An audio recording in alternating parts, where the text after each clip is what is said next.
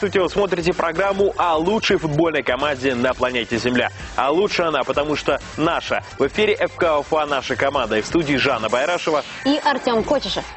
А сегодня гость в нашей студии – президент футбольного клуба «Уфа», заместитель премьер-министра правительства Республики Башкортостан Марат Шарифович Магадеев.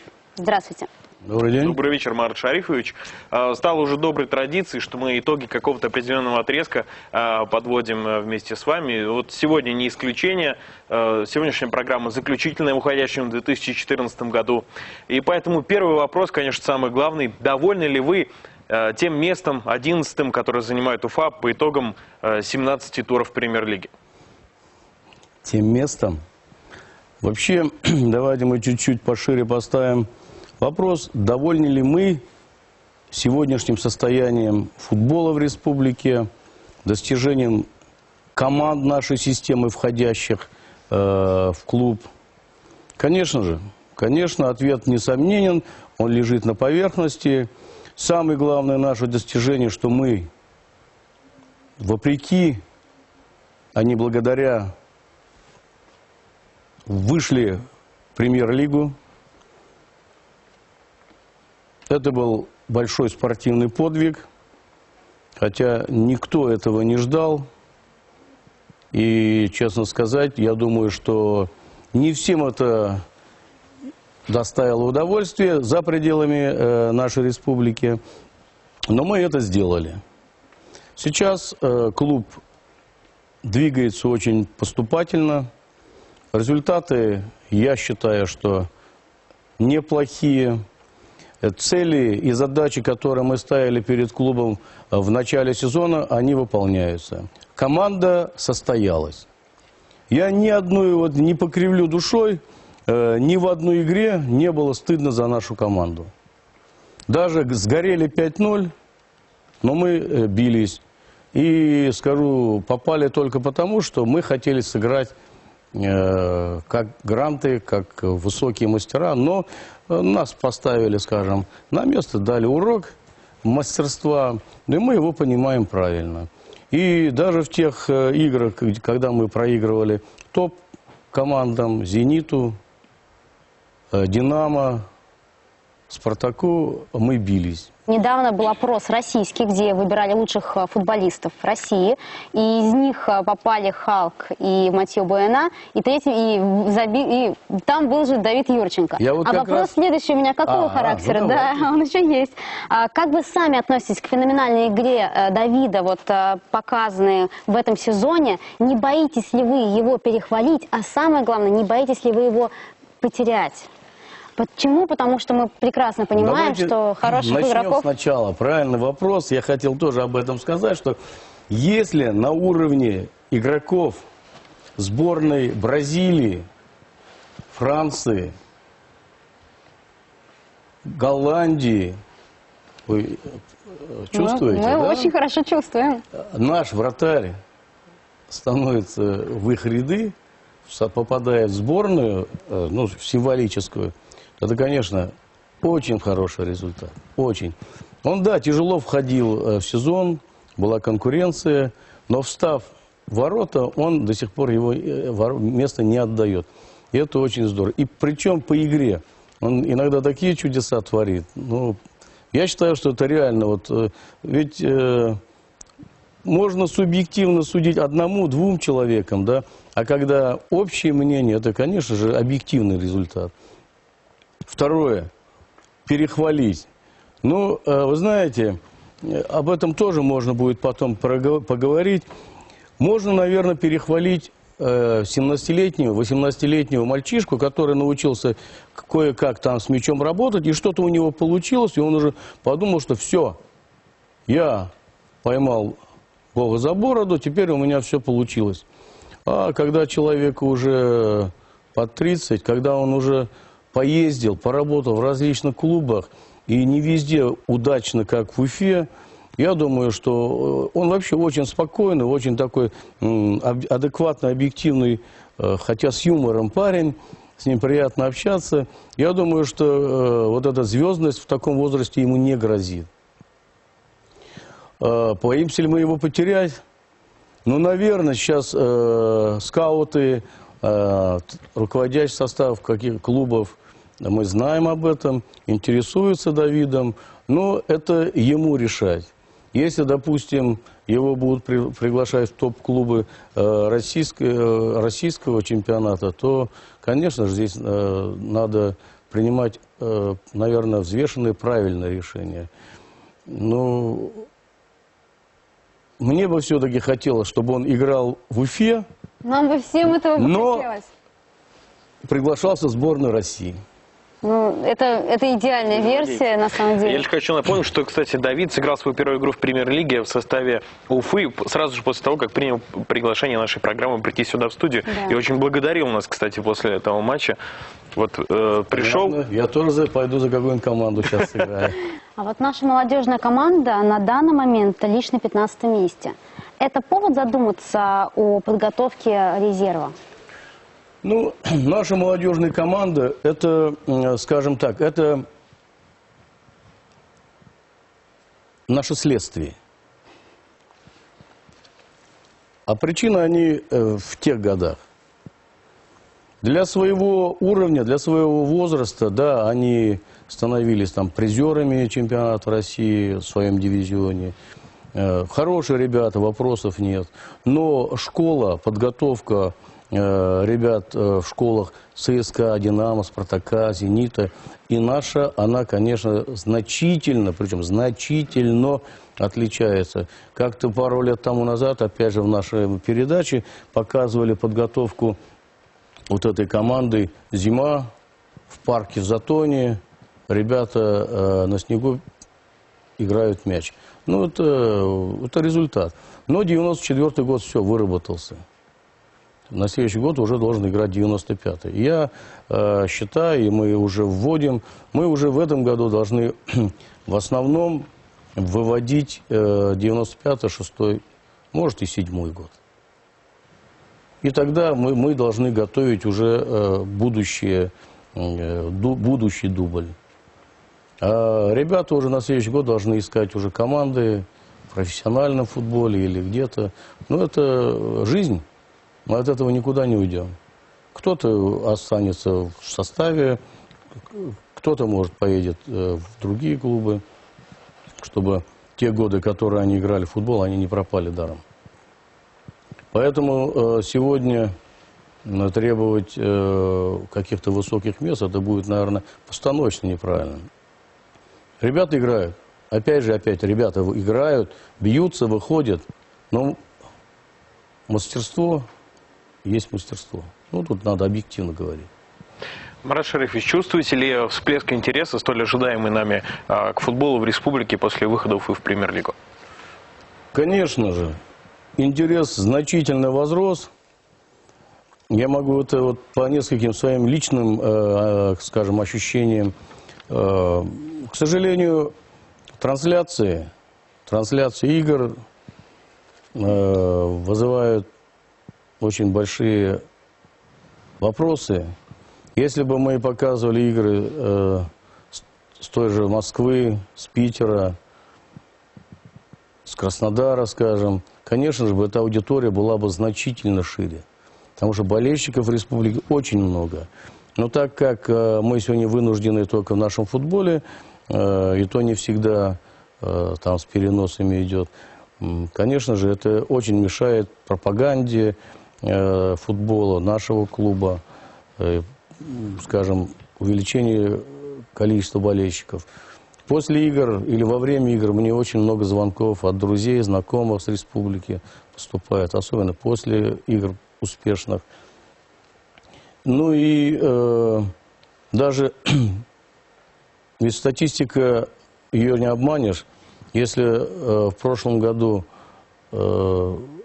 наших читателей было где-то, по-моему, где-то около 2000, сейчас уже далеко за 10 тысяч. Я вам больше скажу, уже около 20 тысяч. Ну вот видите, уже около 20 тысяч. Ну, это показатель. Это показатель.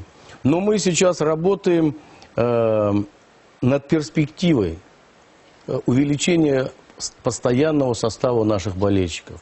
Мы сейчас разрабатываем, это в европейских командах есть, мы сейчас разрабатываем систему привлечения болельщиков, именно болельщиков клуба. Это клубная карта, это семейная карта, это определенные, там, скажем, стимулирование посещения наших игр, приобретение атрибутики, там, скажем, ну, еще дальше там такие вот экономические, эмоциональное привлечение болельщиков.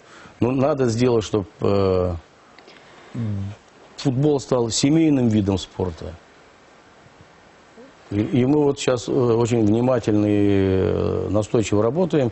Я думаю, в текущем году, к исходу сезона, мы, наверное, наработки уже сделаем и будем уже в практику внедрять. Вас что-то удивило в премьер-лиге, вот помимо таких моментов? Потому что мы впервые, первый год в этом находимся направлении, в этой команде премьер-лиги именно. Что? Это такой... У нас разговор идет такой интересный, откровенный, да. Конечно, удивило. А взаимоотношения в системе РФПЛ и ФНЛ это совершенно разные. Вот мы бы хотели узнать, хоть немножко открыть завесу тайны, потому что... Там более жесткие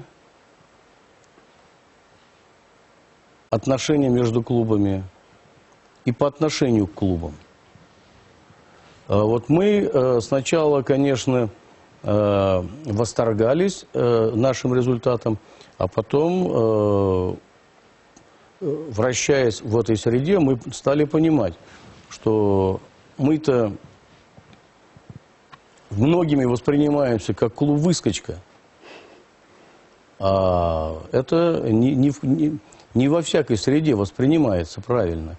Хотя, я еще раз хочу сказать, те, кто так с ехидцей, там, с иронией об этом говорит, те должны понимать, мы-то вышли, обыграв в стыках команду РФПЛ, и со счетом, по-моему, достаточно убедительным. Так, не на соплях туда-сюда где-то.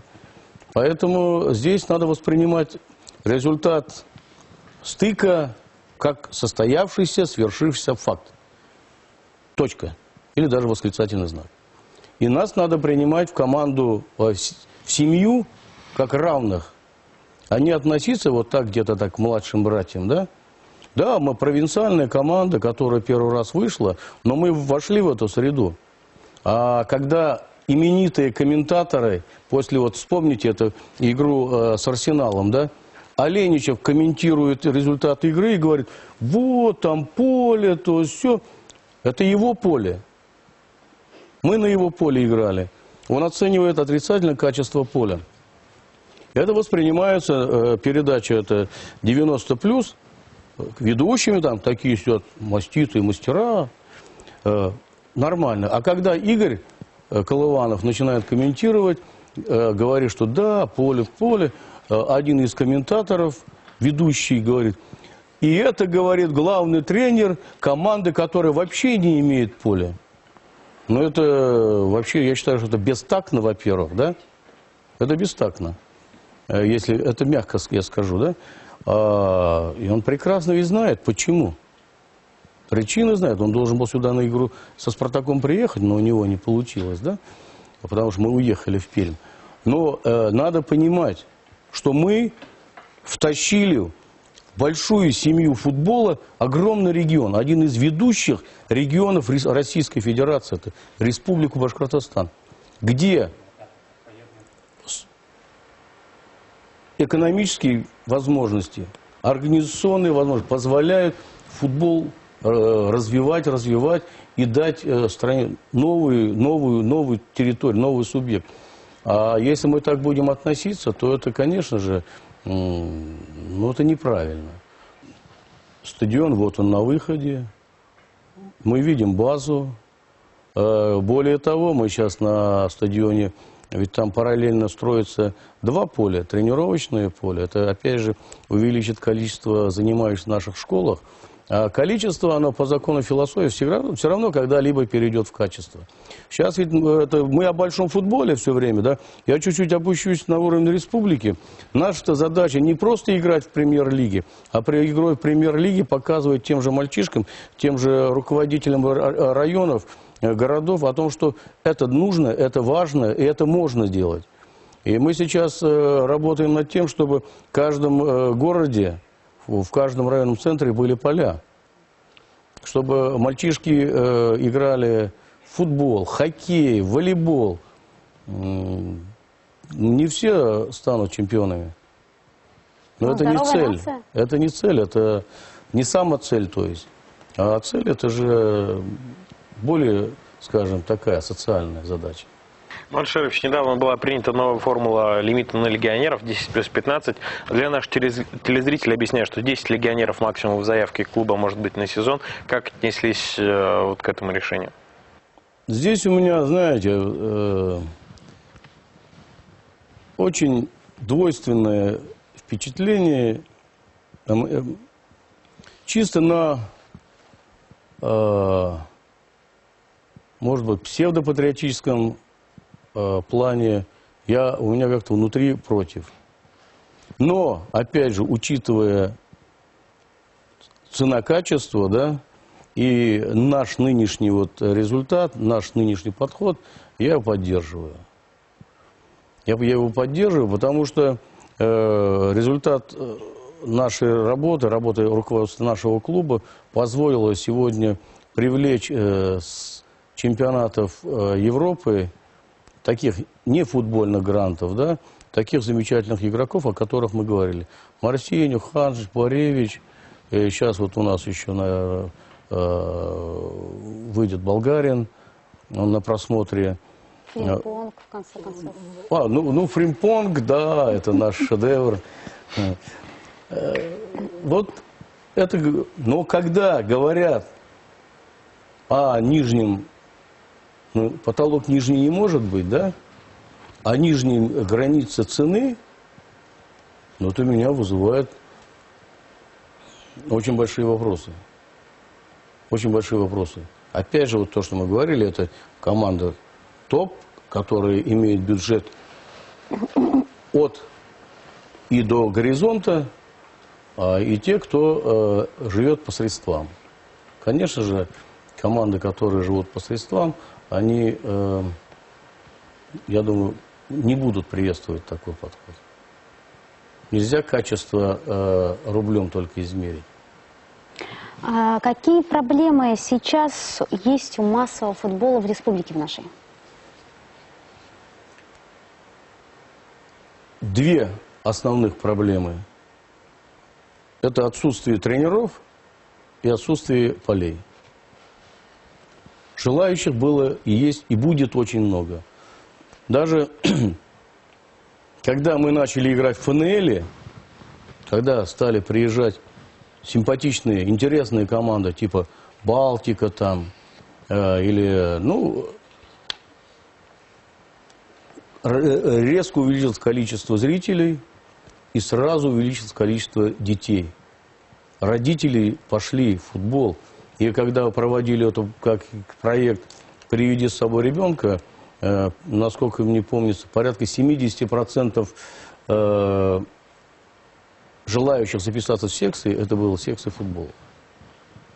Но на пустом месте ничего не будет. Мы уже в 21 веке живем, поэтому материальная база должна быть соответствующая. Слава богу, экипировка сейчас это не проблема. Форменная одежда, бутсы, мячи, весь инвентарь это не проблема. Нужны поля, нужны качественные поля, а не то, где между тренировками пасутся козы или коровы. Может, неплохо в следующем будущем было козы. Это первое.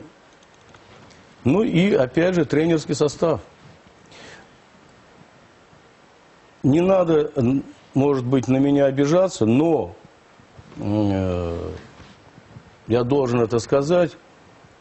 Игрок, который играл, футболист, который играл на уровне чемпионата республики, или даже на уровне 2-го дивизиона, он может стать детским тренером, может, я допускаю.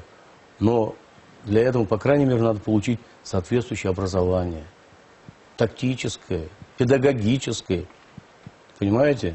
Медицинское в какой-то степени. Он же тренер, он же работает с живыми людьми. А для того, чтобы работать уже на уровне команд взрослых, на уровне республики или там, вот опять же, в клубной системе, нужны уже образованные, именно получив специальное образование преподаватели, тренеры. Это очень много значит. Я когда встречался с президентом ЦСКА Гиннером Евгением Леноровичем, мы с ним договорились, и он очень, кстати, поддерживал нас и поддерживает, о том, что он готов направить к нам преподавателей со своей академии, чтобы они преподавали нашим, давали уроки, методически готовили наших тренеров. Я думаю, и вот в этом направлении нам очень стоит поработать. Сегодня футбол на местах держится только за счет энтузиастов. Только за счет энтузиастов, которые играли в футбол на уровне республики, на уровне 2-го дивизиона. Но спасибо им, спасибо, что они преданы этому делу, они продолжают тащить. Но к ним уже должны подходить другой формат, другого уровня мышления ребята, тренеры. И тогда пойдет, я думаю, что неплохо. Марат Шарипович, наверное, вопрос, который сейчас волнует всех. Финансовая ситуация в стране в целом нестабильна. Как-то может это повлиять на нашу футбольную команду? Конечно, экономическое, финансовое состояние в Российской Федерации опосредованно повлияет, ну, как и во все сферы нашей жизни общества. Но у нас текущие контракты подписаны все в рублях, поэтому мы не видим оснований для беспокойств в этом плане. Если кто-то из игроков будет в этой части волноваться, то мы ему объясним, что, в принципе, все общество в этом состоянии. Я думаю, объясним правильно. И второе, мы сейчас работаем над бюджетом 2015 года. Есть определенные подвижки. Ну, и в настоящий момент, я думаю, что пути решения мы видим. И второй вопрос.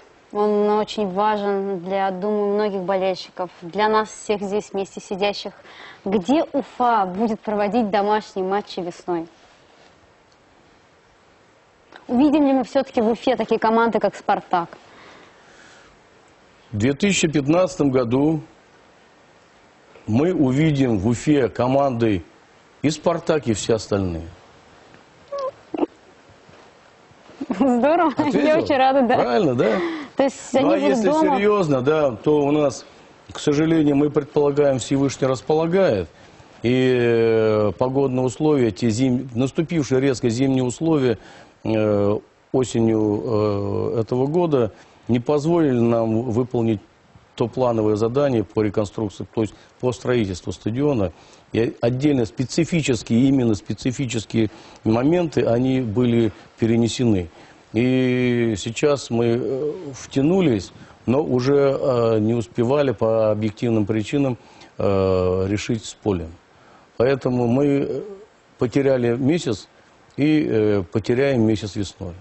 Но я очень надеюсь, что к исходу апреля мы завершим и постараемся, по крайней мере, «Зенит» с «Рубином» принять дома, чтобы сезон закончить на хорошей мажорной ноте, показав болельщикам республики хорошую топовую команду. Ну, вы представляете, Халк с Витцелем приезжает, да, в Уфу. Это же событие, интересно же, да, я тоже думаю, интересно. Ну, а наши соседи добрые, Рубин, это всегда тоже, я считаю, что очень интересные отношения. Я думаю, что они не забыли гол в раздевалочку за секунду до финального свистка. Это было чудовищно. Да, так что, думаю, Встречи будут очень интересные. Спасибо вам большое, Марат Шарифович. Будем на этом завершать нашу программу. Наши лучшие вам пожелания в наступающем году. Спасибо большое. Спасибо вам. Спасибо. Ну а с нашими телезрителями мы прощаемся. Увидимся в следующий раз уже в феврале. И не забывайте, ФК Уфа – наша команда. Пока-пока.